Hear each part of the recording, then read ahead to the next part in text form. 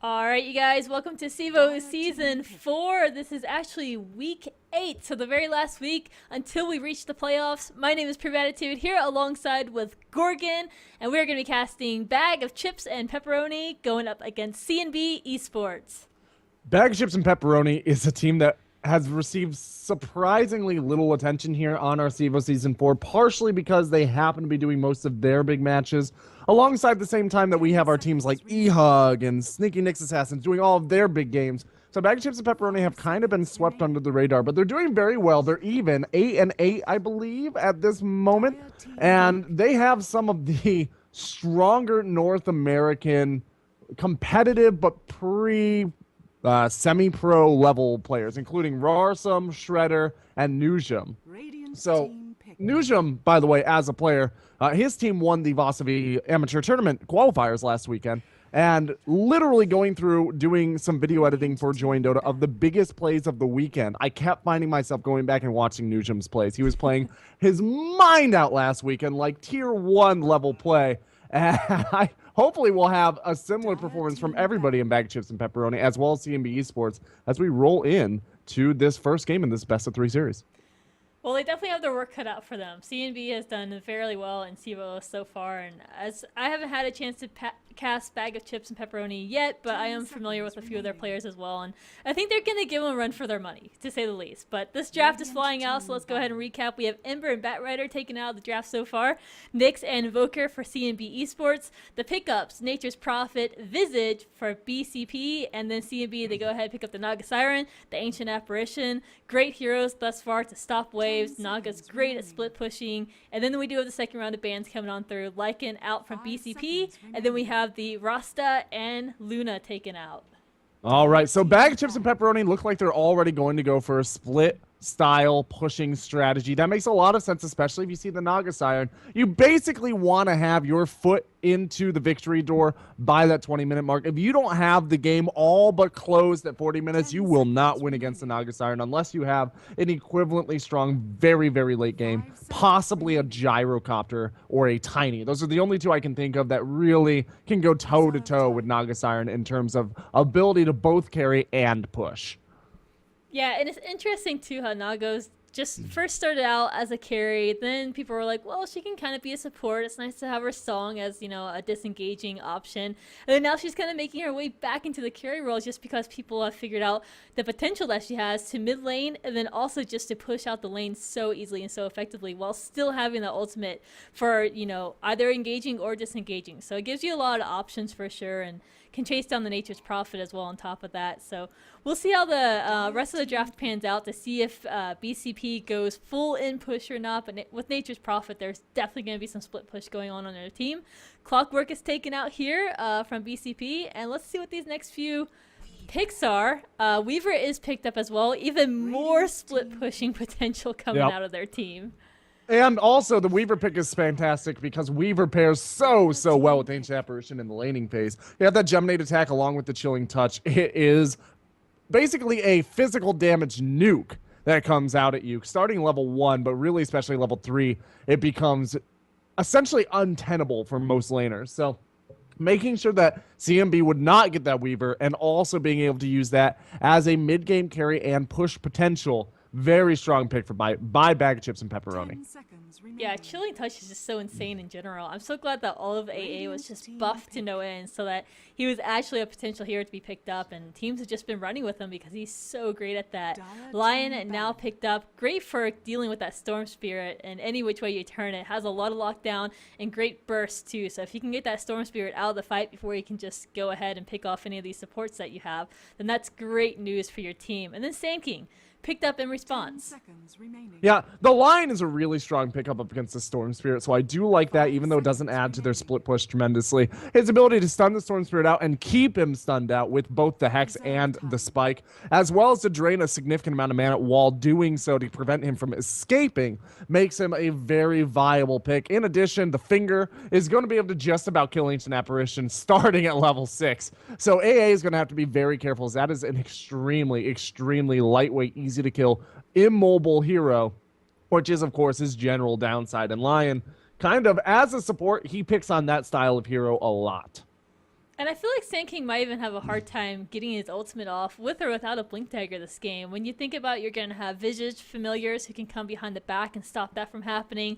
Weaver, if there's no sentries down, can also sneak behind the lines. And even later online, if he gets a Blink Dagger, is great at shutting down that initiation on top of that. So CNB are going to have to make sure that Sand King is just in great positioning throughout the whole game so that the ultimate can get fired off. But regardless, he's a great hero. The melee support in a lane is granted a little bit weaker, but he has that jungling option now with going to stacking creeps and sandstorming, which is great for him. Yeah, having that jungle option opens up avenues of farm that up to this point CNB did not really have until level 6 or 7 when the Naga Siren really started to get going in terms of her farm ability. The Nature's Prophet gives Bag of Chips and Pepperoni a ton of jungle farming potential, and you need to make sure that when you're drafting, you are either going to punish your opponents for having those avenues available by doing heavy gank rotations, or you have just as many avenues for taking farm as your opponent. So if your opponent picks themselves a heavy jungler, then you need to either be very aggressive or you need to get yourself a heavy jungler as well, just to make sure that they are not pulling an early game lead. CNB Esports still are grabbing a really strong team for opening up avenues of farm for the Naga Siren, and that is worrying for Bag of Chips and Pepperoni. What they are absolutely going to need to do is get that Weaver up very quickly, make sure the Visage is pumping out a ton of damage with those soul assumptions in these what are essentially going to be 5-on-4 fights, with the Naga Siren missing most of the time trying to get farm up. And the Dragon Knight for the additional push. I was kind of hoping CNB would pick him up, but they're not going to have the opportunity now. Yeah, it's kind of a scary lineup from Bag of Chips and Pepperoni. It's going to be... I think CNB has the potential to stop what they're doing, though. Storm Spirit can chase down Nature's Prophet when he tries to push down a tower. If he tries to get out, he's just going to get Vortex. So that's always a potential for CNB to do. Naga Siren can counter push all of these lanes very effectively. So I think the scariest part is that you just have to make sure that you're getting to these towers in time to defend them, because they will go down fairly quickly. And if they group together, they'll go down quickly, but otherwise it's just going to be like a lot of chip damage. Mid lane is probably going to go down fairly early due to that Dragon Knight, but later on Nature's Prophet and Weaver, they're just going to be chipping down those towers.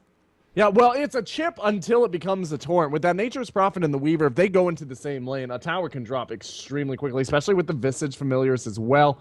But yeah, in general, we are looking at what appears to be a force your opponent to look like a heads-up strategy. Force your opponents to constantly be reacting to you so that you can actually get in and get the opportunities you want. Whereas CNB Esports, they do seem to have more of a force your opponent back style strategy. They want that Storm Spirit and the Sand King to be going in, getting ganks, making Bag of Chips and Pepperoni feel uncomfortable moving outside of their own area of the map. If Bag of Chips and Pepperoni aren't comfortable moving outside their area of the map, that means the Naga Siren gets free farm. And as long as CNB takes for the first 20 to 25 minutes, more or less even trades, they're in a really strong position to just dominate this match. Yeah, I do agree. If Naga can get fat earlier on, I think it's going to help them out a lot. And they have a lot of lockdown too, so someone like Weaver I think isn't going to be as snaky as we see him usually. I think they're going to have plenty of ways to chase him down, and even if he does get away, you always have that reliable AA ultimate that you can throw out. So definitely a potential. And then Beastmaster, great single target lockdown for Weaver, great at catching Nature's Prophet out either with Ags or with a Blink Dagger. So I feel like the counter picking that came out of CNB against this kind of heavy push lineup that we see out of BCP is probably going to pay off for them. It's looking pretty good so far. Yeah, and the Naga Siren being able to get those boots to teleport pretty early and then go anywhere on the map thanks to the Hawk is not something that you can really overvalue. That is tremendous, because Nature's Prophet can be anywhere at any time, moving in, knocking out those towers. Now the Naga Siren, starting probably around 24 to 28 minutes, is going to have the exact same potential. We are going to have a pause as we do have a disconnect, and we are having the players reconnect. But just want to thank everybody for tuning in to this CEVO Season 4 match between Bag Chips and Pepperoni and CNB Esports. Why don't we go ahead and introduce our teams while we have a brief moment with this obligatory early game pause?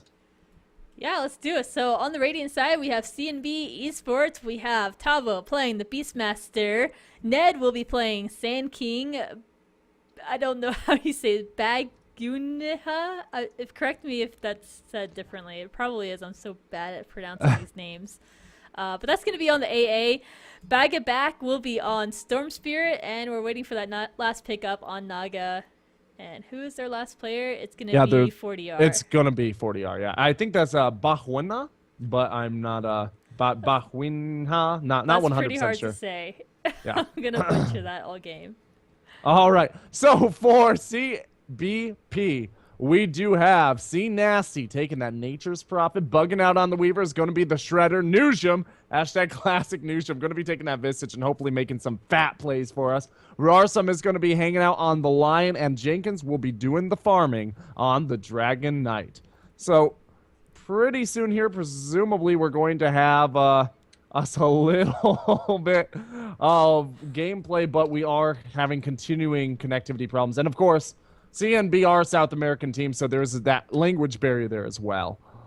Yeah, so just so you guys are kind of caught up with what's going on CEVO. This is week 8, so we have today's match, and then tomorrow is the open matches, or you guys might even just decide to pick up Revenge going up against E-Hug, I think, right? Yeah, I think Revenge E-Hug, 9 o'clock, probably going to be our priority, but we will also likely have an open match on Play CEVO too, as we do have multiple channels here. We've got twitch.tv/PlayCEVO, which does a lot of the other esports, including our CSGO, I think they do Team Fortress 2 over there and StarCraft. I don't know. I'm a Dota guy myself, but we have 2 basically dedicated Dota channels for you guys here. And if you do like the CEVO mission statement, which is bringing our community together, increasing prize pools for community tournaments, and basically having as high a production value as humanly possible for community games and spectation therein, I guess.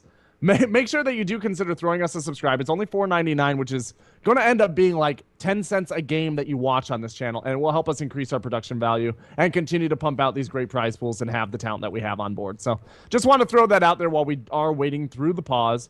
So looking at our lanes, Prue, what do you think we're going to be seeing here? Nature's Prophet off lane, Dragon Knight mid, Weaver most likely being supported by the 2 heroes here, the 2 support heroes. For CNB side, it looks like Beastmaster's already heading to the off lane, probably going to be trying to deal some damage to the Ancients here as well if it does not get blocked.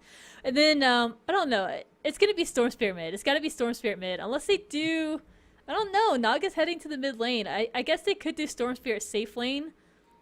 Yeah, I think it looks like it's going to be Storm Spirit safe lane at the moment. They have the Storm Spirit in case they needed them, but they're not going to need the Storm Spirit to go up against the Dragon Knight, and Nagasine should do absolutely fine. She does great in melee on melee situations, but it looks like we might have an aggressive tri-lane coming out of CBP, which makes, they're actually going to walk right up into Storm. Storm sees him. He's going to back out. The Shikuchi is up, but there's nobody else who can follow through, so they're just going to avoid that static remnant and kind of go their separate ways. Either way, I think if this does turn out to be aggressive tri-lane, which it should, yeah, this is a really good call by Bag Chips and Pepperoni. Now we're going to be able to apply that much more aggression through the early game. And this Storm is going to have a tremendous amount of difficulty farming up against such a tri-lane. So, able to shut down the Storm. And the Storm is the linchpin. The Storm will be able to come in through the mid game and open up the space for the Naga to get that Radiance. If Storm is completely underfarmed, the Naga won't be able to get the space she needs. Without the space she needs, the Radiance comes out late, and we will see this chip away strategy with the Weaver and the Dragon Knight and the Nature's Prophet absolutely tear through CNB. So take a look in that aggressive tri-lane, because that is probably going to be where a good chunk of the rest of the game is made or broken for CBP. Yeah, I do have to agree with you. It's going to be a scary lane. Storm Spirit has no means of escaping. AA has no means of saving Storm Spirit if he gets himself into trouble. So it's going to be a very scary lane. And I actually played a game earlier where a Storm Spirit got completely shut down when a tri-lane went aggressive against him. And that's just kind of what happens. But either way, I think even if they put the Storm Spirit mid to get him some farm, if you had Naga SK on the bottom lane, it would still be very difficult. So I think the only option they could do would then put them to the top lane, keep the Naga mid, and just have the Beastmaster down here just getting farm where he can. But that prevents him from farming the Ancients. See, Nasty is getting body blocked really hard by the Crabman. He might actually go down here. Really great positioning from Ned. He tries to pop us out, but the Burrow Strike was saved. And Ned grabs that first one super early. He will go down to the tower. But either way, what great play coming out of CNB. Oh, yeah. Yeah, really great. Body blocks are so powerful in this game. And I think at a lower level of skill play, people underestimate it. But if you can body block, if you're out of spells, that's just as good as having any sort of stun or lockdown whatsoever. So really, really great play coming out of them thus far. We'll see. Is he going to go down See, again? Nasty's getting chased into his tower again, but I don't think it's going to come to anything too extreme. He's actually going to throw up the Sprout, do a little bit of harass, but there's some creep stealing going on down here in the bottom lane. So Nugem and Rarsum playing very aggressively as they should, making sure that these creeps do not go down without giving up experience. Ooh, there's going to be the stun coming in here. Ned is down here. The Great Shield goes out on him. Double damage is, or excuse me, Chilling Touch is out on him. The Soul Assumption goes out on Bikwana, but that does not end up coming to fruition. The Lion, however, does go down here just behind the Tier 1 tower. So CBP also potentially going to lose the Weaver here. They tried to move in on the AA, but not able to make it happen. Nice drop of that sentry. Yeah. And they ended up giving away 2 kills for absolutely nothing there. That was a really good response out of CNB. They juked with the AA, and then the reinforcements came, and I really thought that the Weaver was going to be able to secure that kill on AA, but unfortunately not. So starting out at 3-1 lead is great for the team, where we otherwise thought that the bottom lane was going to be a complete wash for them. It's turning out to be not so bad, and that's just great positioning out of CNB's part. Taking a look at the mid lane, we have Siren, picks up the first rune of the game. It's going to be that Invis rune, keeping her in the lane, so that's going to be great for her. Jenkins might have a hard time dealing with that Riptide over and over again and just getting burnt down. He's not going to have too much saving him in that regard. Top lane, Tavo doing fine in his lane against C Nasty, of course, getting that kill early on. Did give him a little bit of experience, so he's sitting a level ahead of C Nasty, but he's going to be fine this top lane. I honestly don't see any problems for him. Nature's Prophet isn't going to be able to do too much to him with right-click damage, and the only thing I could see happening was these supports on bottom from CBP rotating to the mid lane to help out for that DK, but that leaves Shredder in a very sticky situation. But top lane, the dive happens. He's just going to TP out. No stun yet available for Beastmaster, just a half level off from that, so gets away just fine. Yeah, the real downside to running an aggressive tri-lane down here is that the rotations for supports are so much more difficult to do. This is a particularly strong tri-lane in that regard because the Weaver can off-lane against 3 very successfully. In fact, that used to be his primary position in the meta. But even so, there's a lot more distance to be traveled before this tri-lane down here can get anywhere of use, and it's through enemy territory, which usually has vision up. So getting those rotations out from Nugem and Rarsum, much more difficult in this aggressive tri-lane than it would have been if they went defensive with it. And with regards to what you were saying in the top lane, Tabo should, yeah, absolutely be able to get his farm up against C Nasty up here, as the Wild Axes are just absolutely ripping through the Treants. So not only is he perfectly capable of going mano-a-mano with C Nasty, but the Treants aren't there to harass, really. Yeah, they have plenty of skills to deal with the Treants at any part of this game, too. And Beastmaster especially is going to be great against that. So I don't expect there to be a kill in this top lane for the next minute or two at least, just because Tavo is completely out of mana now with that spam coming down. So C Nasty should be fine for the most part. Mid lane, 40R doing just fine in his lane, sitting top of the scoreboard at 30 against the Dragon Knights 21. Bottom lane, Ned looking to get a kill off on one of these heroes down here. There is a sentry ward from the other side, but it's not going to provide any vision. But this is spotting out Ned at any time he tries to go in for these kills. He's just going to get spotted out immediately, and they can back up. And Shredder's a hard hero to kill. Early on, if you don't have detection, he gets away fine, but it's so easy just to grab a quick sentry, place it down the lane, and Shredder, it can be a very easy hero to pick off on that Weaver.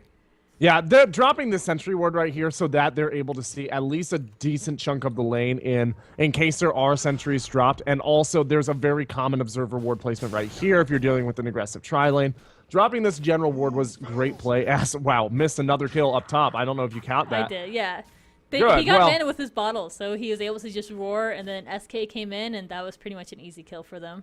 I'm surprised Nature's Prophet is still even in this lane, to be 100% honest. The fact that he hasn't gone into the jungle is, I mean, yeah, there's something to be said for trying to hold Tavo out, but look, he's not even microing his streets. He has to run the Treants away because Tavo's farming them out along with the other creeps. So Sinasti not really holding Tavo off the farm, but is definitely losing farm by not going into the jungle. Okay, the smoke is going to come out bottom. Rarsum and Newsham are coming through. They know the pull went off.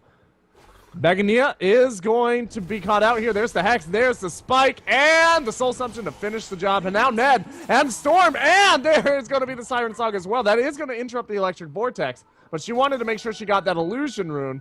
She's going to pop it, and they are going to be going in here. The Burrow Strike kills that line immediately. Newsham trying to get away. He knows there's no Electric Vortex. He will be able to TP out as Ned getting very, very low to the Breathe Fire, but the body blocks once again coming out, this time of 4DR. Shredder cannot be blocked up, and he is trying to make sure that 4DR takes a little bit of damage on his way out as well. That, all things said and done, went, I think, a little bit the way of the Dire. They got themselves what they wanted out of that, and they also took the ulti away from Nagasiren. So I expect to see sometime in the next 120 seconds of rotation into the mid to kill that Nagasiren.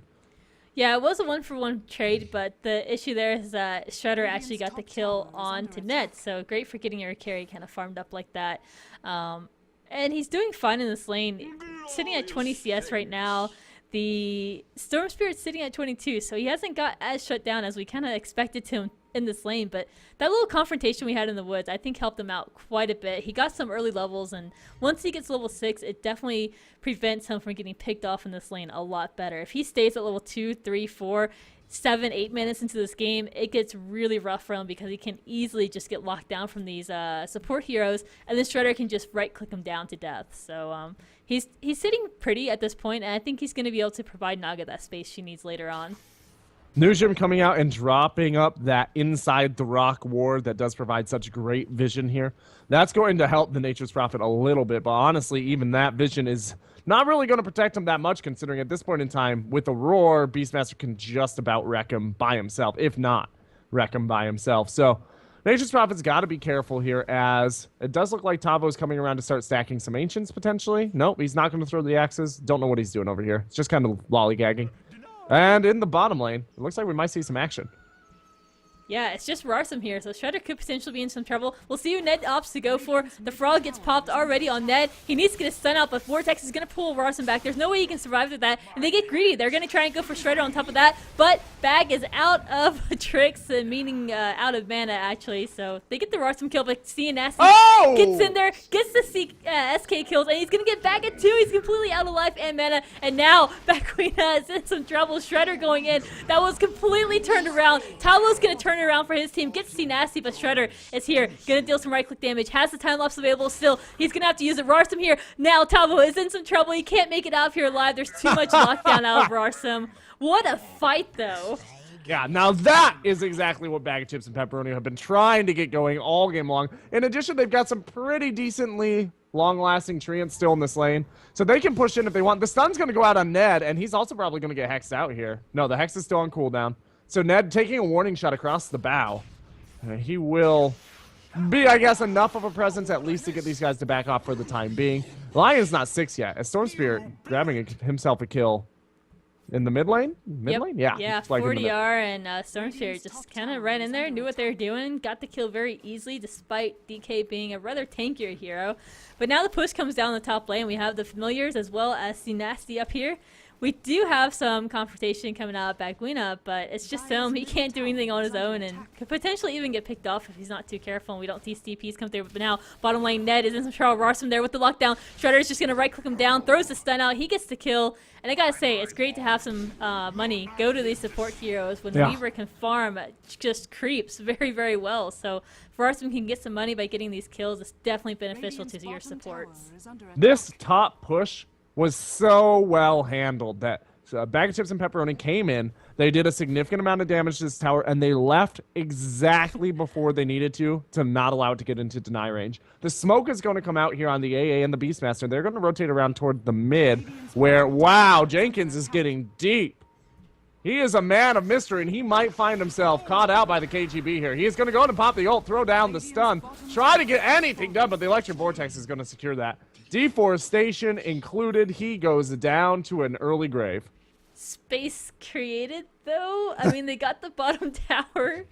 I don't think you want to lose your Dragon Knight, because that tower is going to go down at some point in this game. So probably not the best of trades, but at least they made the best out of a really bad situation. And now top lane, Nasty is just going to go ahead, right-click this tower down. There's no backdoor protection on tier 1 tower, so he's able to do that.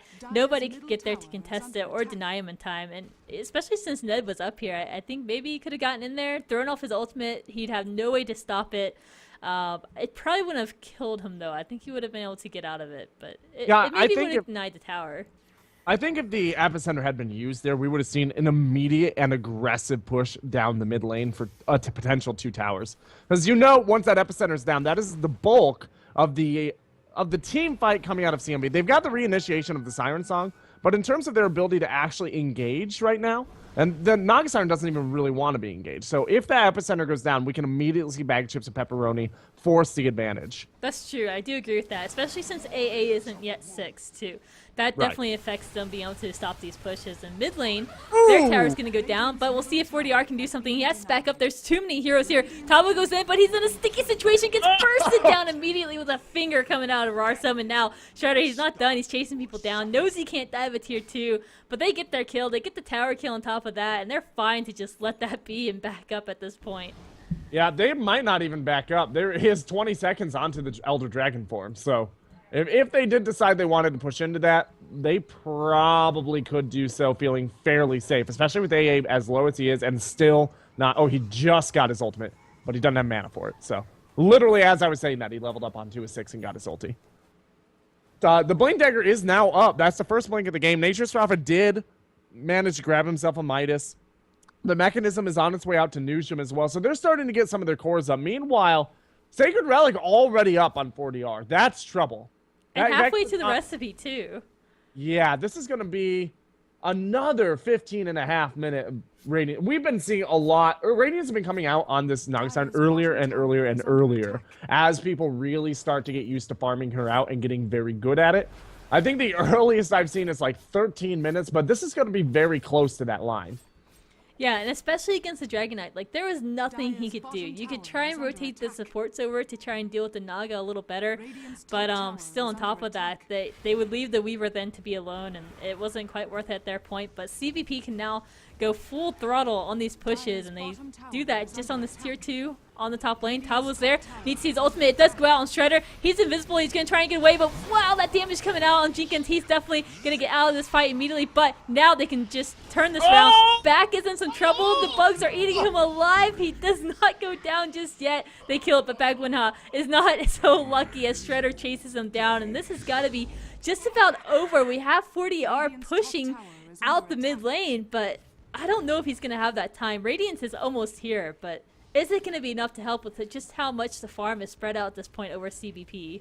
Well, CBP is going to be up significantly in terms of tower control, but if you are going to give up towers, this is basically the least useful tower in the game. So giving up that tower in order to get your Naga Siren, the additional farm for that Radiance, is not really a big deal. What do you really use this tower for? It doesn't give you any map control of anything important. Down here, maybe. Nobody ever comes down there, really. It doesn't give you it does not give you quick reaction with the TPs to Roshan. Basically, that tower exists to protect your tier 3, and that's pretty much it. Even the Dire side tower on the off lane gives you quick reaction to the Roshan. So literally the least important tower in the game. It's nice for the gold lead, but we're still not even sitting at a 7,500 gold lead for Bag Chips and Pepperoni, and Naga Siren basically has Radiance. She does have Radiance, not basically. Yeah, she does. So they need to be a little more aggressive, and they're being plenty aggressive, but they need more. Dragon Knight's got the Blink Dagger up for the aggressive mobility, and they are actually going to move in down here as there goes the stun out. Shredder is going to go and use some time lapse. He's moving in after the Storm. Storm has absolutely nowhere to go. That's going to be the finger. Now Ned getting very low himself, and he's just going to be auto-attack down. Breathe Fire going to secure that kill. And this tower now, next on the chopping block. The Naga needs time, though. The Radiance is not the end game for a Naga. Naga gets that Radiance so that she can get everything else up quicker. And I think it's the common mistake to think that if you get that 14-minute Radiance up, suddenly your Naga's going to be in the game. She still has a solid 7 minutes where she's not really going to be very useful. She's not going to be in these fights. And Bag Chips and Pepperoni seem to know that they are on the timer here. Yeah, she's not going to be in the fights, but at the very least, she can push out the lanes a little better, which will make the pushing of those lanes harder for CBP. But still, even if you push a lane to here or here, you can counter push that so easily with CBP at this point with the Treants, with just the wave burst that you have, and with Weaver on top of that. And Weaver looks to be going for a Lincolns at this point. I thought maybe we were going to see a quick Desolator out of him just to try and burst down these towers quicker, but this is going to give him a lot more survivability. Going to make this Roshan a little bit slower, but it's going to go down regardless. There's no vision over here, so CNB has no idea it's happening and has no potential to respond to that either. Yeah, the quick Desolator would have made a little bit of sense here, but Lincoln's is just such a basic item on the Weaver that it's hard to manage. Wow, up top, I don't know if you managed to cap that. The epicenter went off just in time to grab that Nature's Prophet who could not get away. Nature's Prophet, speaking of items that maybe are not the optimal pick, he's going to go for that Shadow Blade. He's almost got it. He's like 20. He could have bought it before he died if he wanted to. In the mid, there is going to be the push, but I think an Necronomicon or Desolator on the Nature's Prophet would have made a lot more sense than the Shadow Blade. Yeah, it makes your team a little easier countered, especially since you have a Weaver on your team already. You buy a gym, it's going to counter 2 heroes. You're going to be able to get rid of any aggressive wards that CVP puts down. So I wouldn't be surprised if we see a gym coming out pretty soon from CNB if they have the means of affording it, which I'm not sure if they do. We do have the Blink Dagger up on Sand King, which is great though. He definitely needs that.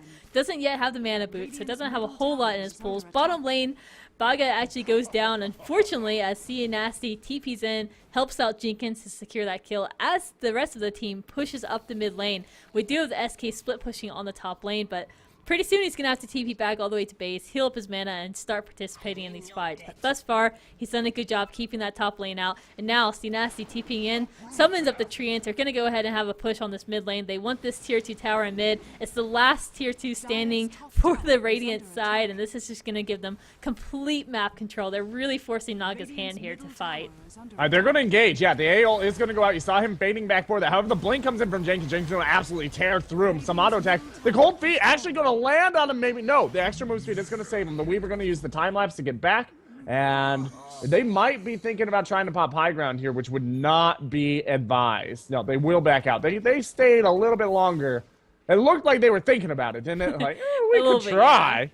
Yeah. What's worse that could happen other than a game throw? I don't see why we wouldn't. Ooh, Aegis does that, you know? When you have an Aegis, you're kind of like, oh, we can kind of force it. We can do the high ground. It gives you kind of a false sense of security that I think especially in the amateur scene, people kind of overestimate how good an Aegis is, and they'll run uphill into a base when they really shouldn't. So great decision out of CVP to back up. They'll have that Aegis for a longer time right now anyway, so it's not like they need to use it because it's about to expire within the next minute. So they definitely have the time. Smoke up is going to happen from CNB. Ted, not part of that smoke. They're going to sneak to the top lane and try and pick off C Nasty. They better have some detection though, because he does have that Lothar's all finished up, Shadow Blade rather. And there is a dust on Tavo. They're sneaking around. C Nasty still has no idea. He's going to creep this camp. He gets caught out, throws out the roar, and here comes Baka right into the fight. Picks off C Nasty very easily, but as a response in the mid lane, Rossum and Jenkins do pick up the kill on Ned. Yeah, grabbing that Nature's Prophet is great, and that's nice, and that opens up space. But the true issue here is that Bagchips and Pepperoni, whether or not they're losing heroes, they need to have the ability to pop high ground. And right now, I just don't see it happening. As long as that Siren Song is up, the reinitiation potential of Siren Song and Epicenter is too much for Bagchips and Pepperoni to pop high ground with. They need either more summonables or an Assault Cuirass or a Desolator, something to make these towers go down a little bit faster. At the moment, they're doing a good job of keeping the lanes fairly well pushed up, but it is just not enough to keep your opponents in their base if you have a Naga Siren who can send out illusions to farm for her. Yeah, that is very true. And maybe at this point, you're not going to see so much of 5-man pushing to mid. As I just chip damage, and now on the bottom lane, Baga's in trouble. Just gets bursted down so very quickly. And that is honestly just the power of Finger on someone like a Storm Spirit. He's slippery, but if you can burst him down, he does not stand a chance. So really great pick off for them. Does give them the green light to go ahead and pressure the top of the base very hard, at least until that Storm Spirit comes back. But they do have to still be careful. They have the Aegis, but there's only a few heroes on this bottom lane. We did not have the Dragon Knight joining the party just yet, so they can't really push high ground without him. Yeah, they've also got to be a little bit careful because they do have their top lane being pushed in a little bit, and their mid lane is pushed out fairly far. So if they go in too deep here and they lose it, they will lose towers because of it. Now, this is not the optimal time to be pushing, but they also know that they are on the egg timer. They do not have a whole lot of time to pop this high ground before the Naga Siren starts to get absolutely ridiculous. She's got her Travs up now. She's going to be working toward her Yasha next, and she's sitting on 20,000. Yasha just got one stop bot, so she has the Yasha now as well. We're looking at 21 minutes, and she is at the level farm that, honestly, a 24, 25-minute Naga Siren normally would have. Yeah, she's done a really great job. Mid lane was just very easy for her. She didn't have much contestant at all. Oh, Zed coming in with a big epicenter. Takes away that Aegis. Jenkins going to pop the BKB. He has been stunned out. He's going to turn around, throw that stun, but the Siren Song is going to cause all of his friends to go to sleep. He is on his own. He is now going to go down. The Siren Song securing that kill. And see Nasty next on the chopping block. Nujum trying to get away. He's going to be barrel struck. And everybody is visioned. Some dust for you. Nujum also going to go down. And the A ult coming out just to be sure. Shredder going to back away, being the only survivor, and that's only because he had the Aegis. This is exactly what we were talking about. A terrible, terrible time to try and push that high ground. Yeah, the Storm Spear had just come back. Nago is completely ready for that. You had the SK ultimate ready, and that was a scary push, and even with the Aegis, CVP still lost that fight. So that's very, very scary for them. Naga just got up to 3 kills, has almost 200 creep kills. I mean, she is just a farming machine this game, and I don't know if CVP can deal with that at this point. They've done a great job putting the pressure on it. I think they've done almost everything they could in terms of pushing the base as soon as possible. I mean, look at this. There's no more exterior towers on the base, on the map rather, and we're only 22 minutes to this game. So they have definitely done their push job correctly. It's just they're against the Naga, and at this point, Naga's getting fat, and it's scary. Remember what I said during the draft? Wow, Naga actually getting really low to Nature's Wrath. We might see Nature's Prophet just come in here and try to suicide take her out. I've seen this before. Let's see if they're feeling particularly bold. They are not, it appears. But yeah, remember what I said during the draft. You need to basically have your foot in the wind door at 20 minutes. And if you don't have the doors shutting by 40, you're pretty much done against the Naga Siren who's in the carry role. At the moment, we're past the 20 minutes, and they have not cracked high ground yet. So while it does look like, if you were just to look at the map, you would say, oh, wow, Bag of Chips and Pepperoni basically have this in the bag. But it is not that simple. They are not as far ahead as the gold lead would imply, and they're going to lose that gold lead extremely quickly with this Naga Siren globally farming up with that Radiance.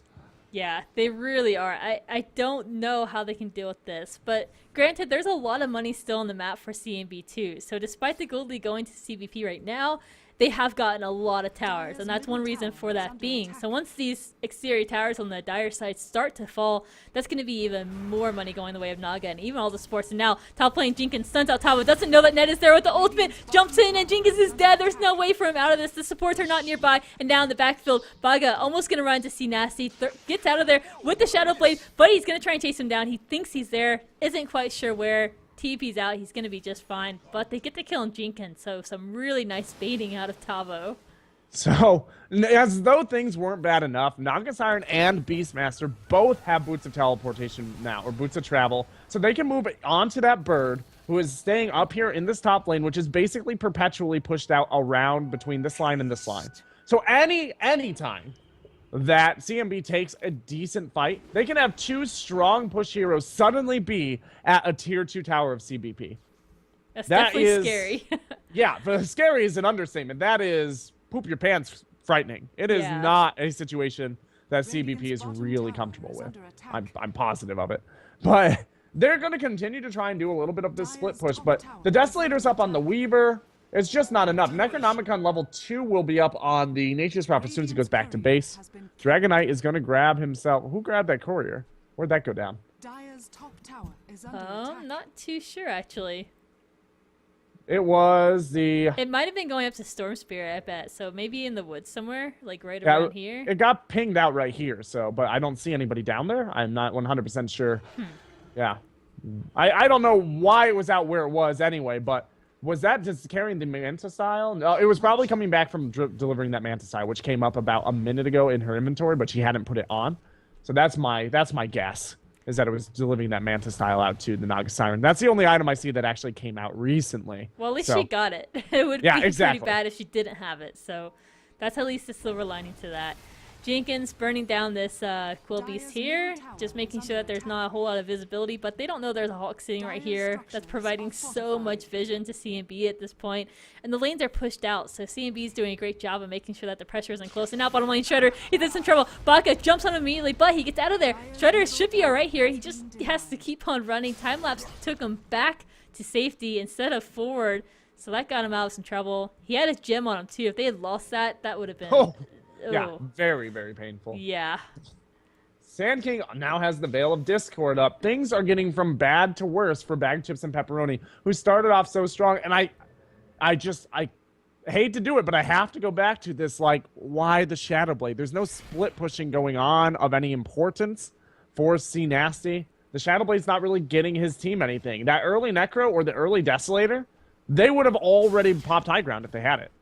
They would have been able to move up very aggressively on this mid lane when they were pushing in. Instead, he grabbed that Shadow Blade, and now they're just kind of puttering to a halt. They've now lost 4,000 gold lead in the last 7 minutes. So almost 1,000 gold a minute is what they're hemorrhaging.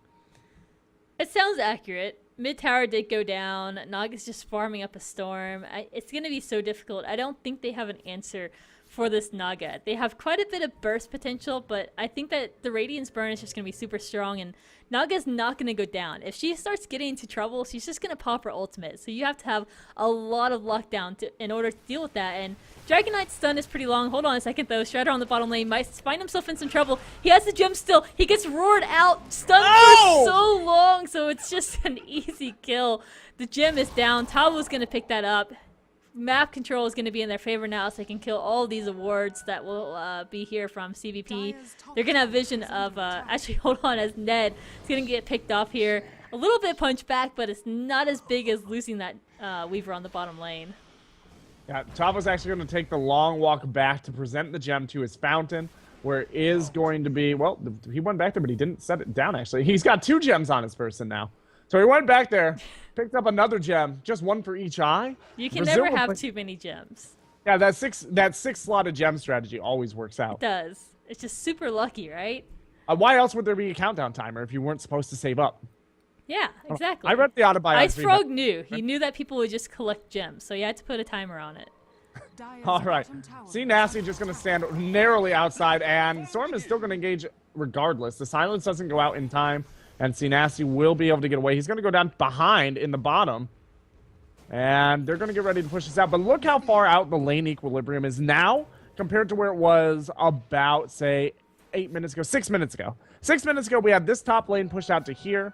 Mid lane pushed out to here. And bottom lane pushed out to here. Just on a basically average. They couldn't get out in the bottom lane. The mid lane got out a little bit, but the creeps continuously pushed it back. And the top lane was their only source of escape, their only place where they could go, and that was, of course, a very long route and dangerous place to go to farm. Now we're looking at more or less river for the mid lane. Top lane is equalized somewhere in this track here, and the bottom lane is being equalized somewhere around here. So they've suddenly got this huge area where they can go without any sort of problem. And now the Siren Song comes out here on the Roshan attempt. The Aegis was picked up, though, and this is going to be a huge fight. There goes the negative armor coming out of the Siren. She's going to have to back out. She does not have Siren Song. Newsham is going to go down. Jenkins now trying to do something, but the Illusions are just tearing through him, one attack after another. He is down to 30 health. The burn is going to take him down, and that's going to be the Aegis. Nagasiren is going to be surrounded in the tower, but she's just going to try to back up. The Veiled Discord is up on everybody for CBP. CBP is trying to get her down. She will drop as Tabo and Storm are just going to back out. They got 2. This is the opportunity. This is the time they needed. Nagasiren does not have buyback. She just bought something. She just bought a heart. They probably saw it. Jenkins gets a stun. He's going to get the Storm. No. Storm gets away with 30 health. And he's trying to bottle himself up and immediately get ready to go on because this is going to have to be a defense. We already see Shredder starting to push in this lane. There is Jenkins coming back for his magic wand. And yeah, the Nagasiren's only going to be down for another 30 seconds. They are not moving anywhere near as fast as I would expect them to. Teleport to the bottom lane and just push as hard as you can. I don't understand. You're on the clock. Oh. The lanes are just pushed out so far. Mid lane and bottom lane and top lane especially was pushed out super far. So it takes a while, and that's kind of what CNB is banking on, that they can push out these lanes, and if they lose a fight, the lanes are going to be pushed back so much that they'll have time to revive. And Naga now with that hard is going to be super tanky, super hard to deal with, and the push is coming through, but Naga's back in 8 seconds, and they don't have time to do this. They might go ahead and try. Jenkins does not have that Aegis anymore. He did use it before. The BKB is just at 8 seconds, so he does have that in his arsenal still to get fired off, but they have to back up, Gorgon. They can't continue pushing on through, and time is running out. All they needed to do was 110 damage to this tower to at least get bare racks. All they needed to do, and they just couldn't get down there. I think if Nature's Prophet teleported down right away, immediately after that fight, and just started pushing as hard as he could with the Weaver, they could have done 110 damage to that tower. I think they could have gotten in. It would have been risky. The Naga would have come up right as they were doing it, but they could have at least tried. That was the biggest opportunity they're probably going to have until the next Roshan comes up. There's really no impetus for huge fights coming from CNB. They've got no reason to go in and take risks.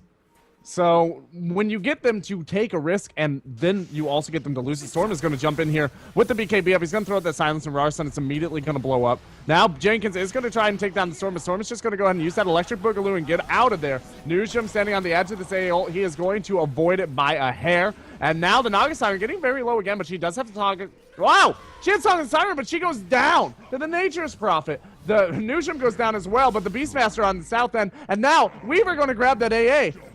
The gem is dropped. Weaver picks up his property once again, and now the lanes are definitely... They're actually going to chase down Ned as well. Ned is leading them on a merry chase. Yeah, this is very much a Quelling Beast situation. Even if you catch him, what do you win? Just let the Quelling Beast go. Yeah. And they could have been using that time to push the bottom lane, so definitely shouldn't have chased that, but it's kind of hard to make those decisions in the game when there's so much pressure for CBP. In this match, they know they have to end it. Desolator is just going to eat through this tower. Fortification is used. Naga's back. Buys back into the game. She's here, and she has that song now. And now, Baka in on C Nasty. The A ult goes down, connects with 2, so a lot of damage and the shatter potential coming out. C Nasty just bursts it down immediately, and Shredder trying to run away, but Baka is hot on his heel. Is there as well, hoping to land a stun, but Shredder is so fast. Time-lapse back right into these Naga images, right into the rest of the team. Naga herself and Bagua, and now Shredder gets netted down. There's going to be no safety net for him now to get out of that one. And yet another defense comes out of CNB, and they have yet to lose racks, but getting very close. Yeah, so this is exactly the problem that I was just talking about. Naga Siren, in the amount of time between when she died the first time, and I was complaining and I was griping at Bag Chips Pepperoni for not pushing, and during that engagement, just from the Radiance Burn and the kill, she got enough for her buyback so she could buy back again. That is how fast this Naga Siren is farming. She is a monster. She is almost 10,000. I mean, well, she is, 5,000 ahead of the next closest hero. In terms of Dragon Knight, her laning partner, she is about 10,000 net worth ahead of him. It's to be expected, though. Dragon Knight definitely falls off in farm. You know, he starts grouping up, trying to pick off heroes, trying to push down towers, and Naga doesn't really have to do that. She can push out the lane, kills the creeps very, very easily and very quickly, and Dragon Knight can't really do that exact same thing.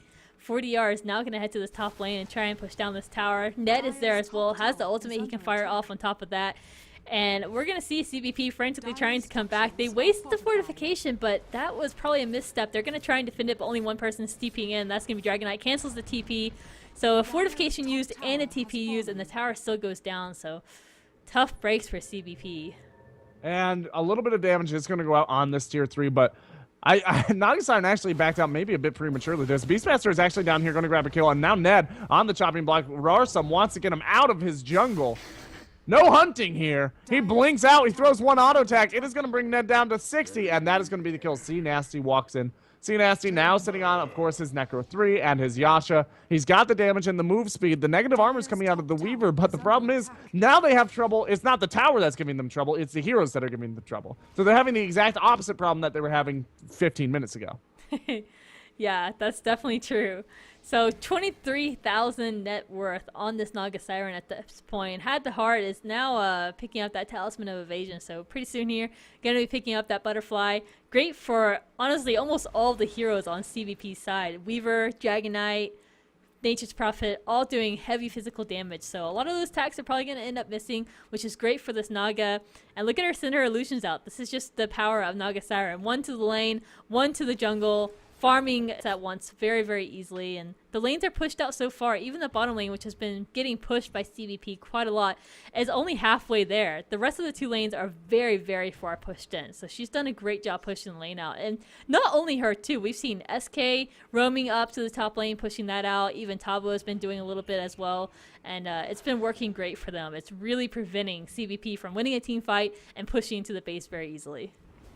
Yeah, this is just, I mean, look at Naga Siren in this bedlam up here, ripping through everything, not taking any damage whatsoever. She is a monster. And Shredder was forced to go for double survivability. He's got the Lincolns and a BKB. That's how much trouble he's having in the face of this squad. He's only 3 deaths in. But he feels very impotent, it seems, because he is going to go for the double magic immunity now. There is going to be an engagement as the sun goes out, the finger goes out, and that is going to be a very, very dead Storm Spirit. Will that be? Yeah, it does look like there's going to be a TP home coming out of Rarsum. Just waiting till he can get some health back up. But kills all day. See, Bag Chips and Pepperoni at this point in time can literally just go out. If they got to kill a minute, it wouldn't matter. If they are unable to capitalize and push in, and they've got a long way to push now, a huge, huge journey in order to get to a base, it doesn't matter how many kills they're getting. Naga Siren is still going to outfarm them. And on top of that, you always have that fear of the Naga SK coming down on top of you with their ultimate. So even if you can push into the base, you've got to make sure, one, your positioning is really good, and maybe even have somebody picked off before you even do so, because I don't know if they can win a straight-on 5-on-5 fight at this point in the game. I don't know. Weaver has the Desolator, but other than that, she's had to go straight into defensive items, like you mentioned. So there's not a whole lot of damage output from her. Jenkins also very, very defensive, and Nature's Prophet has decent enough damage, but mostly he's been focused on just kind of doing a pushing pickup. So he doesn't deal a whole lot of damage on top of that either. But for CNB's side, they have a lot of AoEs in that SK, the AA. They can set it up with the Naga. The Naga burn is even more AoE to add on to that. And then you have great pickoff heroes like the Storm Spirit and the Beastmaster. So they have single target damage, they have AoE damage, and they're pretty tanky at this point, especially the Naga, sitting at 3k HP, 19 armor, and is going to have that Butterfly finished up here shortly. Probably saving for Butterfly and buyback at this point, since she has 5,400 gold in her bank right now. Yeah, she definitely doesn't want to make sure that she does not get into a situation where, oh, I died, I didn't have buyback because I was being a little bit greedy, and instead of extending the game an extra 4 minutes, I just lost. Yeah. So she's making sure she has a pretty decent stash in her coffers just to feel safe moving forward. She did just buy something huge because, yeah, it must have been her Eagle Horn. It's coming at her now. Yeah, oh, she got the entire Butterfly, actually, and she still has 2,500 gold. So, whoops. Bottle is the only thing left that she can get rid of. She could get herself a whole heck of a lot of nice things for that slot, though. She could go for the Lincolns and go basically unkillable. She could end up going for the Diffusal Blade and make sure that nobody's able to cast it. We are having an engagement down here in the bottom. C Nasty is going to be forced to back up, but he's under the AA ult. And he will drop. Great snipe out of AA. Yeah. That's kind of it's global spells are just so big of a thing in this game, and there's a lot in this game. You have the Nature's Prophet, you have the AA, and I would even almost consider Storm Spirit a global hero, considering he can jump halfway across the map if he really wants to. Yeah, he is definitely a long-range initiation hero. Oh, yeah. Long range. And Beastmaster is too. He doesn't have a Blink Dagger or an Axe yet, but he is still going for that Axe, and we'll have it finished up here pretty shortly. He almost has enough for everything, just a couple hundred gold off from that. Okay, so Weaver is sitting on 3,500 gold. He now has an Aegis, but the problem is with oh, he's actually going to disconnect. So with the items that he has now, he basically needs a Monkey King bar if he has any hope of wiping out this Naga Siren with his general DPS. He doesn't have a slot to put it in, so he'd have to drop the gem, give the gem to somebody, but the Dragon Knight is trying to get his Assault Cuirass up. He's actually got enough to buy it right now, and he's probably headed there to do it, I would imagine. Where is he? Hold on. Dragonite, where? Yeah, he's sitting in the top lane. I'm not entirely sure why, considering, yeah, he's sitting on 3,100 gold, and he just needs a Hyperstone for that Salt Cuirass, which will give that negative armor area of effect to the towers and help them at the very least take these bottom racks. Yeah, it helps them in any aspect of this game. And pushing is great against the Naga, who has a ton of armor. And then, like you mentioned, if we do see that MKB coming out on Weaver, it's definitely going to help a lot. You could trade the gem to the Dragonite. He would have space for it. Even the supports, you could probably opt to put on that. But honestly, this is still anybody's game. I feel like time is running out for BCP, or CBP rather, but it's 40 minutes and they're still holding their own. They still even have some exterior towers left in this game still. So I feel like they're fine, but if they lose one team fight, that's probably going to be it for them. And if not it, then a huge uphill battle for them, even more than it is now. Yeah, at the 40-minute mark, well, let's go back to the time frame that I had set out for your average Naga Siren game here for the current meta. 20-minute mark, you want to have 1 foot in the victory. 40-minute mark, you basically want to have 2 feet in. You need to have at least 2 sides out, make it almost impossible for that Naga Siren to push out, and then just lean on it if you haven't already won by the 40-minute mark. Right now, Bag of Chips and Pepperoni have 1 foot in the grave, not 1 foot on the victor's podium. It's not looking very strong for them. They absolutely have like this one last chance. They've got Aegis and Cheese. They need to make it count. If they could get a pick off here, that would be enormous for them, and they desperately need it, because in a 5-on-5, like you're saying, I don't think they really have it. Even with Aegis Cheese, I think they're going to be very hard-pressed to make a move on here and actually be successful. Yeah, it's really going to be rough, especially since there's a lot of buybacks in this game. All the important heroes from CNB can buy back, so you'll have to deal with Naga twice, so that kind of nullifies one of the Aegises, or the Aegis rather. You're going to have to deal with the Storm Spirit twice, which kind of nullifies the Cheese for CBP, so I feel like it's still even ground. So you have to win the team fight, force CNB to buy back, and then win again with your Cheese and your Aegis. So it's definitely going to be a task for CBP to do, but it's not out of the realm of possibility by all means, but it's going to be very hard for them. A does have the Ghost Scepter. We haven't touched too much on the support pickups at this point. SK just has that Blink Dagger, and the Veil has been finished up, but he's working towards his Ags at this point. I'd be surprised if he finished it before the game ends, though. Yeah, it's really not looking too likely. The Ethereal Blade might come out of Ancient Apparition. That on top of the Veil of Discord would mean somebody gets blown up real hard. But other than that, it really doesn't. I mean, as a support player in particular, I really hate to say this, but it's out of the support's hands for CNB. The reason that this is so hard is almost entirely due to the Naga Siren. Everybody else they're basically bodies to run interruption plays. If you have a disable, great, throw it down. Just buy the Naga Siren time to rip through everybody. And that's pretty much what they're doing. The Storm Spirit has that nice long-range initiation, as does the Sand King. And of course, Epicenter is no slouch of a spell. It's certainly very scary, and it is one of the things that is preventing Bag of Chips and Pepperoni from pushing high ground. But in general, for the day-to-day, moment-to-moment engagements, it's the Naga Siren is the entire reason that Bag of Chips and Pepperoni don't feel comfortable pushing. They aren't really able to take a strong team fight. They don't really feel comfortable doing ganks into the jungle. It's all because that Naga Siren is so scary. What could you have really done to deal with her, though? I mean, we didn't really see too many ganks come her way, so maybe that was something they could have tried, was to actually gank her. But other than that, they pushed early on. They got the towers that they needed to at the certain point in the game that they needed to, but they just couldn't finish it off. They couldn't push that high ground. So could they have even done anything different, or was it solely this Naga just needed to not be in this game?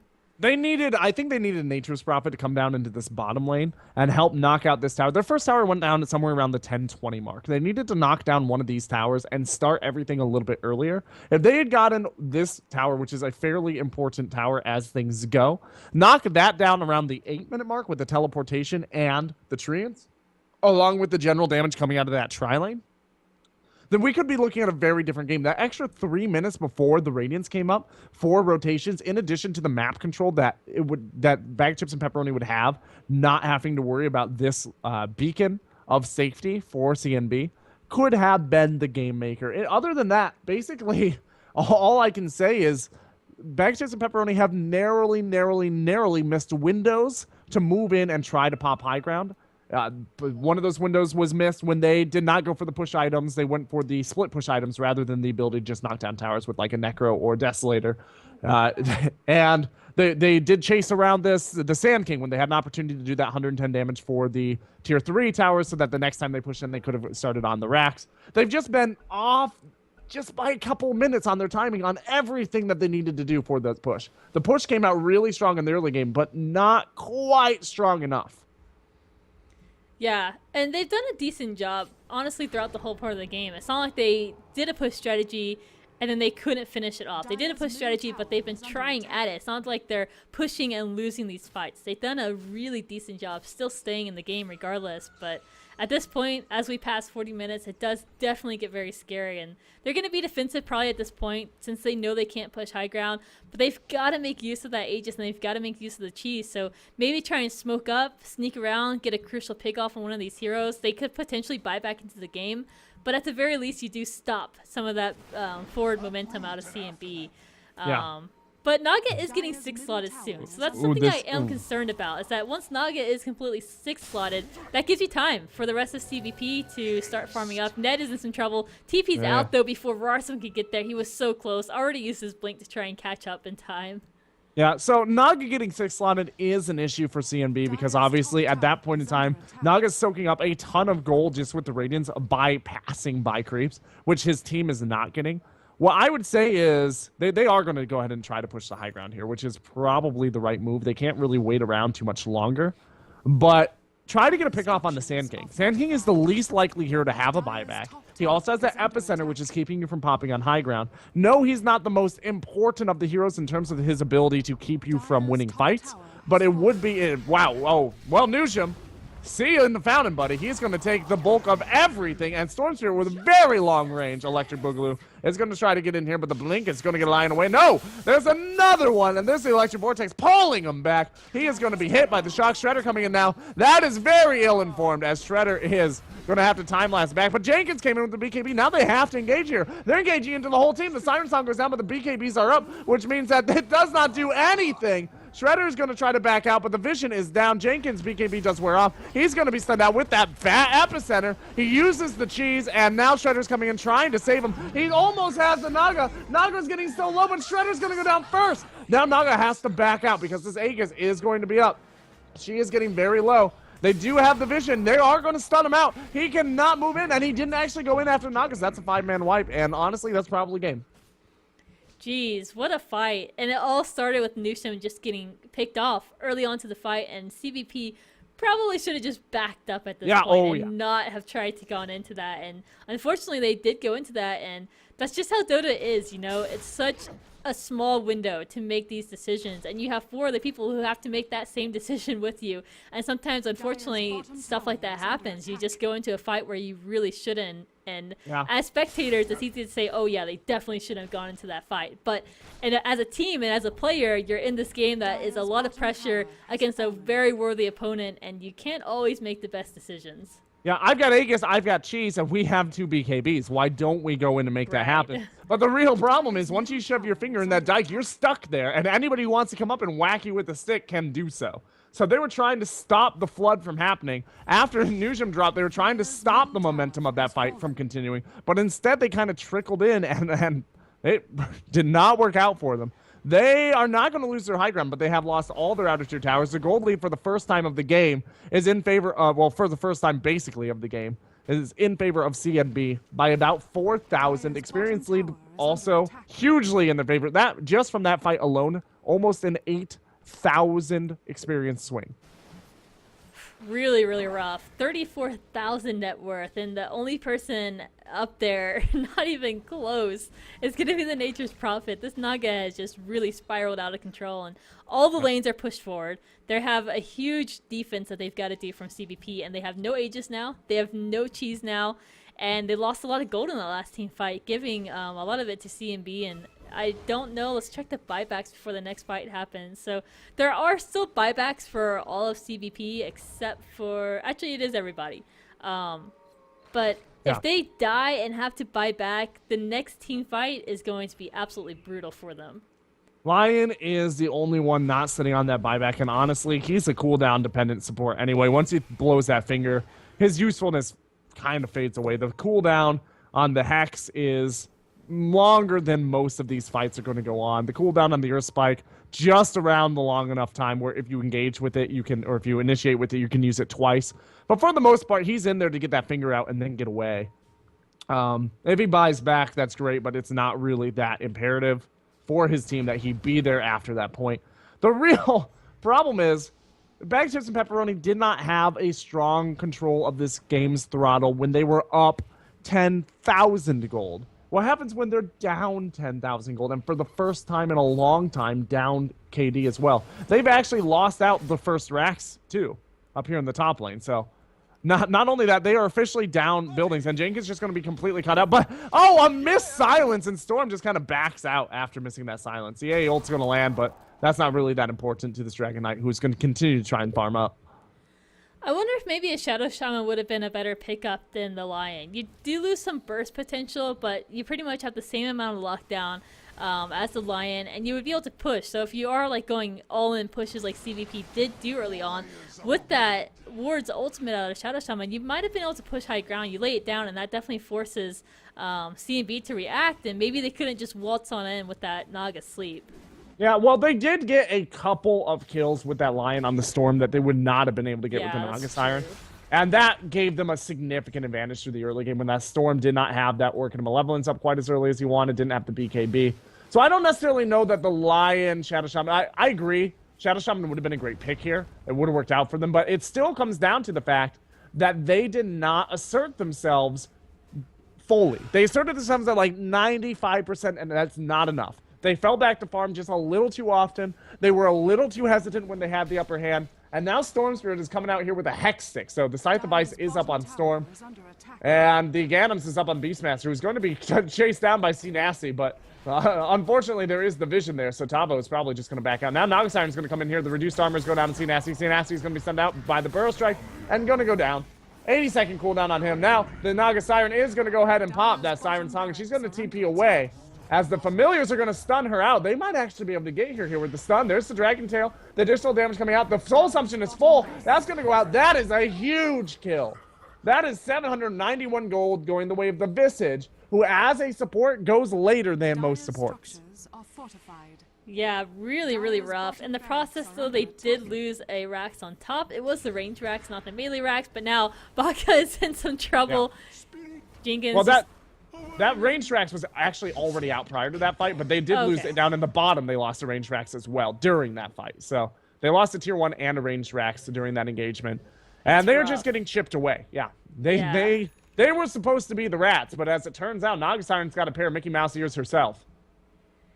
Yeah, you know, CNB can afford that. They can afford to lose their Naga while getting a lane or at least one of the racks. So I don't think CNB was too concerned that they lost to Naga. She can buy back. It's great that she didn't opt to just immediately buy back and then, you know, push out the lane or whatever. Definitely would have been worth it for her. She wouldn't be gaining any more gold. She doesn't really even need any more gold. She's 6 slotted. She did go for that defusal, and she still has enough money for buyback, even 2 buybacks. So if she can wait the timer out for the buyback, she'd be fine to go another time. But she's got 30 seconds on the clock. They're trying to push out the middle lane and force that buyback out of her. And we'll see if they can do it in time, or if we can see a defense out of CNB with the rest of these heroes. But Storm Spirit's down as well. He does not have buyback, so I think we might need to see Naga buyback, unless they just want to go ahead and sack the mid lane. They might have forced to do that, but Ned goes in. He was ultimate. Look at all that damage. They're all down to half HP already. Ned goes out, but he definitely set it up for Naga to come on in and finish it up once she revives, but it's going to be a tough fight. CVP has got to make some quick work of this base. They're trying to do so. Shredder's working on the bottom racks at this point. Mid racks is getting taken down from the rest of these support heroes. Now they rotate to the bottom lane. The Raxers are down on the bottom lane. Bagwina just gets picked off immediately. And now 40Rs back into the fight, but it was much too late. Much of his team is already down, so he's got his work cut out for him to pick off everybody. Tavo trying to help out, but he's just getting bursted out of this fight immediately from Jenkins, as well as Newsome, and 40Rs dead. This has got to be be it. You still have buybacks on 4DR, but they are losing their base very, very quickly. The mid-range Rex does still stand as Storm Spirit gets in there, takes out Nature's Prophet immediately, goes on to Jenkins. Jenkins is going to get taken out as well, but Shredder doing some damage to Baka. He's got to make it out of here alive. He's out of mana, though. He's just going to try and man up and take out Rarson, but he cannot actually do it. Tavo doesn't get it either as Rarson with the quick blink out of there to safety. That was an insane series of plays. Not deciding to start that out, decided, screw the Diffusal Blade, I'm going double heart. And has so much thing. She's now being auto-attacked down. The Weaver is trying to take her down. Every attack is about 250 health off of her ticker, but she's sitting on a max health of 4,200. They're going to get another Rax here. They're going to try to rotate down and grab this range Rax as well, it looks like. It's very low. It won't heal up, so they don't need to push their luck. Weaver actually going to be caught out down here. There is going to be the BKB, but it's not enough. The Mega Kill Streak is popped by the Beastmaster. And, wow. The Nagasiren, however, has come up here. And now the buyback coming out of the Weaver, who's trying to defend his own base from a similar sort of assault. Nagasiren's going to back out with just herself, giving away which one is her. The finger goes out. It's basically laughable, though. 4DR got tickled by it. Weaver, however, doing a significant amount of damage. Jenkins in here throws down the Dragon Tail, and that is going to be death of Nagasiren. Nagasiren does have a buyback waiting, but she did get to grab that tier 3. There is only two rare... No. Basically, the Nagasiren is trying to get this Rax, and she will! The melee barracks bottom gets taken out by the illusions. There are 2 barracks left for Bag of Chips and Pepperoni. There's 3 left for CNB. And both teams have the ability to teleport into each other's base at a moment's notice and grab it. However, Bag of Chips and Pepperoni have the Aegis advantage right now, and Roshan happens to be up. Oh man, this is an incredibly close game. It's 36-38 at this point. Gold graphs are so incredibly close. XP graphs as well on top of that. And this is honestly anybody's game. I think CBP has really just pulled it together. Did great. The Roshan is going to go down, but Jenkins is going to get picked off in the mid lane. AO can still come out if Baka cannot finish, but he does indeed finish it. Rarsum's looking for a kill. He's here all alone. Has the reinforcements arriving. They're going to try to lock down Storm Spirit, who is actually out of mana. Rarsum jumps in. Blink with that into a Hex Finger, and he goes down. That's 2 down, and there is a buyback on Storm Spirit. AA does not have a buyback. Not a crucial hero to have it back on, but Naga and Storm Spirit can get back, and they're probably going to need to. Yeah, this is... Well, Nagasiren's back in 8 seconds, so she's going to be able to fight twice during this engagement. Beastmaster just trying to kite out the Weaver as much as he can. Weaver's coming in. This is wasted time. Don't attack this building. Don't attack that building. They're actually going to go straight for the tier 4s, which might be a mistake here, because the Siren Song is up. There's 2 lives up on the Nagasiren, who is going to be sent out by the familiars, but she's buying the time. Storm Spirit's going to buy back. There's going to be a ton of damage going out. The pipe is out. Storm is in. Wow! Sand King with that epicenter just ripping through everyone now. There goes the Storm Spirit. He goes down. The Gem of True Sight is on the ground along with the Aegis, and Ned is just waiting. Shredder is going to have to try and back out here. The Nature's Wrath's going out. The axes go out, but it's not enough. The time lapse actually only pulls Weaver back. Doesn't and matter. Weaver is going to grab that rack. So did end up deciding to go with what was probably the right call all along. He listened to his heart. He's going to move in on top, but with extremely low health. Wow. Sand King clicks on Weaver with the Burrow Strike, and it saves Weaver's life. Weaver doesn't go down from the damage. He might go down to the Sandstorm, though. He does! He does go down to the Sandstorm! I feel like I'm taking crazy pills! This is crazy. And meanwhile, Naga is just ripping up the base. Decides to ignore the racks and going for the Mega Creeps and just goes straight for the throne instead. And look at it. It's so much damage. There's nothing C Nasty can do to stop that. It's trying so desperately to get rid of these illusions, but they're double hard illusions. There's the Siren Song. She's going to go ahead and try to buy a little bit of time here. They won't get the throne. Here it doesn't look like, but it is very, very close. Ned is potentially in a little bit of trouble up here. No, he's got a Blink Dagger. He'll be fine. But, wow.